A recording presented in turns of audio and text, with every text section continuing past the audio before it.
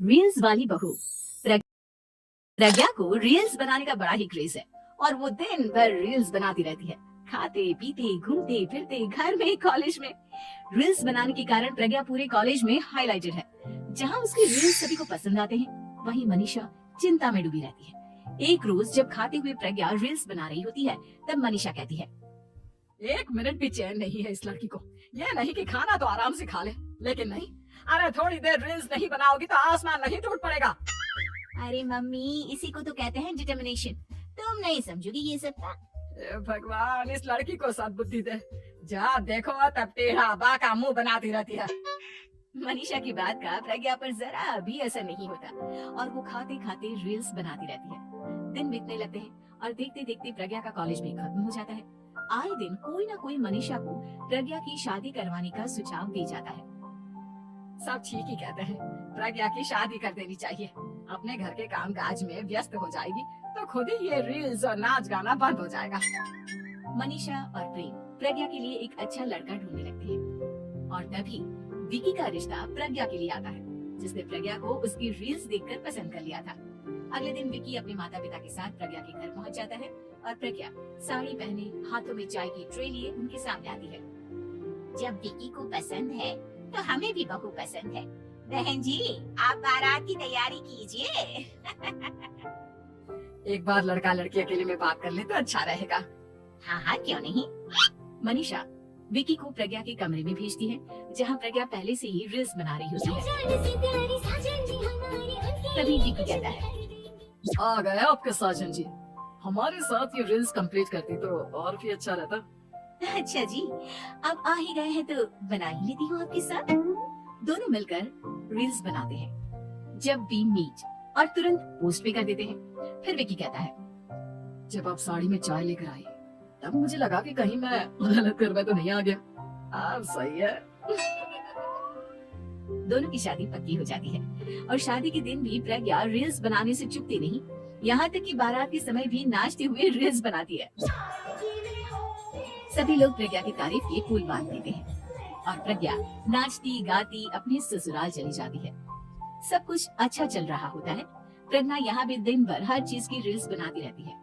लेकिन कुछ दिनों के बाद जब सुनीता कहती है, बहू, ये रील्स के साथ साथ कुछ काम भी कर लिया करो। वैसे तुझे और क्या क्या बनाना आता है? मम्मी जी, वैसे तो सब कहते हैं कि मैं सब कुछ अच्छा बनाती हूँ, लेकिन मुझे लगता है कि मैं मैगी अच्छा बना लेती हूँ, हाँ, कॉफी भी अच्छा बना लेती हूँ और मुंह तो सबसे अच्छा बना लेती हूँ। अच्छा अच्छा। सुनीता अपना माथा पकड़ लेती है और कहती है, बहू, कुछ खाना बनाना भी सीख लेती। मम्मी जी, मैं लंबी प्लानिंग कर रही हूँ। जल्दी ही मैं इतनी फेमस हो जाऊंगी कि मुझे पैसे मिलने लगेंगे।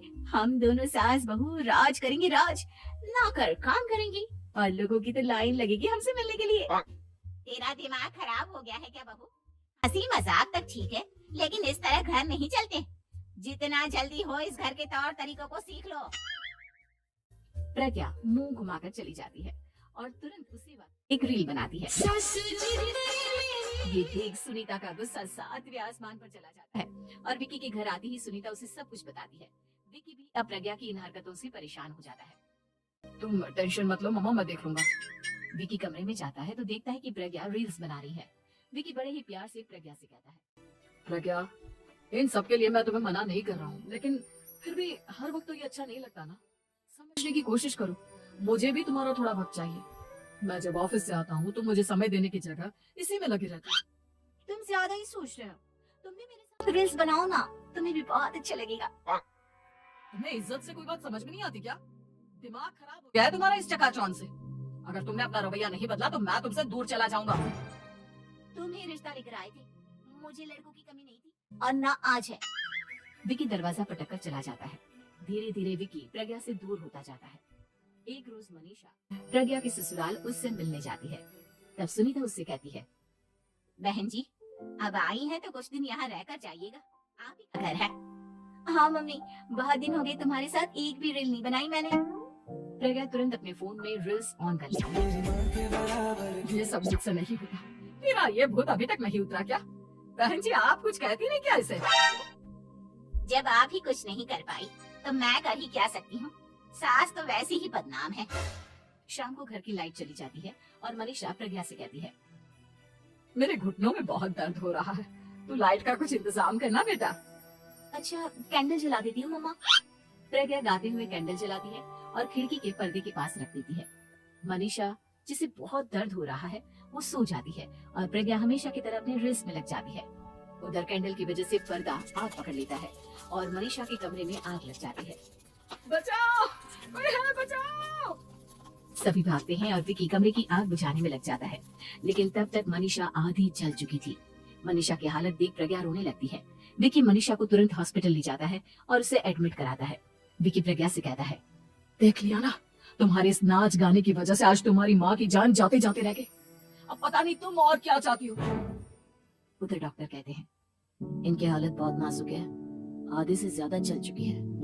प्रज्ञा रोती हुई मंदिर में जाती है और भगवान के आगे जाकर कहती है, भगवान मेरी माँ को ठीक कर दो, मैं कसम खाती हूँ हाथ से ये रील्स बनाना छोड़ दूंगी, बस मुझे मेरी माँ वापस मिल जाए।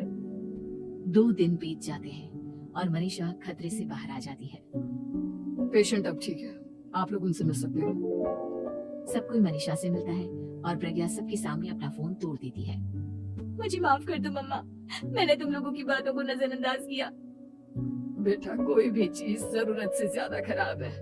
मैंने तुम्हें रील्स बनाने से कभी मना नहीं किया, लेकिन हर वक्त एक ही चीज तो सही नहीं है। मैं समझ गई हूँ मम्मा, आई एम सॉरी। प्रज्ञा उस दिन से रील्स बनाना छोड़ देती है और पूरी तरह से अपने घर में लग जाती है।